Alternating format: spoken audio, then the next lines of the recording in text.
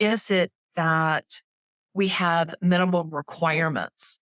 And once you drop below minimum requirements, we start to have discussions. Are you going to cure your deficiency and you have X amount of time to cure that deficiency? Or are you going to take the sunset provision?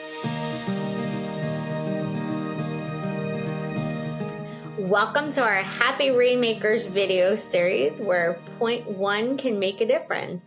Today, I'm really happy to be joined by Brooke Lively. She is the founder and president of Cathcap, which is a company that gives strategic advice to drive profitability at law firms. Thanks so much for being with us. Thanks, Jen. I appreciate you having me on. So how does a sunset provision work? What are your recommendations? It depends on how you have set up the structure of your firm. If you are more of an eat what you kill and you guys are dividing profits based on the amount of revenue you generate, then as you start originating less and billing less, it will naturally come down. But you do need to also realize that as they are billing less and as they are originating less, they are putting less pressure on the firm. They're not using the phones as much. They're not using the conference room as much. They're not using the paralegals or the associates as much. So how are you going to reduce the amount of overhead they're responsible for? That's got to be built in there.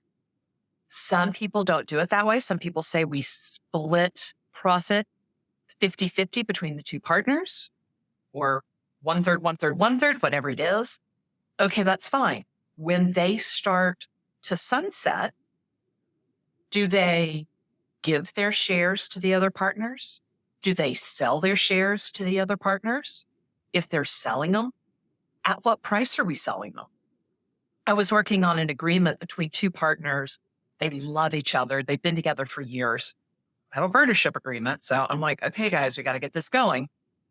And we have two different prices on the firm. We have one price if it's an internal sale because one of them wants to sunset or retire. We have a second price if one of them has to leave the firm. Basically, if you get hit by a bus, there's one price to buy out the widow. And that price is much higher because we want to make sure that the widow's taken care of and we're covering that with insurance. So the firm is paying for insurance that will cover that buyout price. And that's often called key person. It used to be key man. Yeah, key man insurance. What kind of provision do you make for deciding or determining if someone is sunsetting? I hear in some of the firms that I speak with that sometimes there's a partner who is getting older and isn't putting in the same hours and isn't generating the same amount of business, but they don't really have a provision for how to either talk that partner into being part-time or retiring or doing something, because sometimes people get a little stubborn. Really, I've never met an 82-year-old stubborn attorney. That's why you have to think about these things on the front end, because when you run into them in real life, they're no fun and everybody's under pressure. So is it that we have minimum requirements? And once you drop below minimum requirements, we start to have discussions. Are you going to cure your deficiency and you have X amount of time to cure that deficiency? Or are you going to take the sunset provision? Or do you just want out? What do you want? Let's say we find an attorney who says, I want to sunset and go part-time and gradually retire.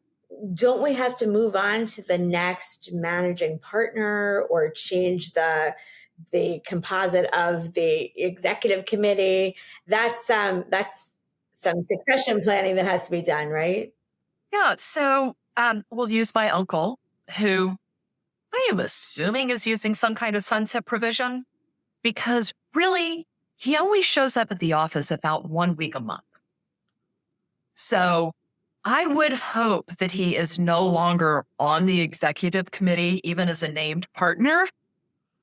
And I know he's no longer managing partner. Okay. So, yeah, you cannot depend on him to be there because he may be in East Timbuktu because he loves to travel. So he may be out of the country 2 weeks a month. You have to make sure that when you are planning that if someone is setting, they've got to be able to, they have to give up all sorts of responsibilities and cannot continue to carry those because the firm is going to miss out. You also have to make sure that as you are growing your firm, that you're developing middle management.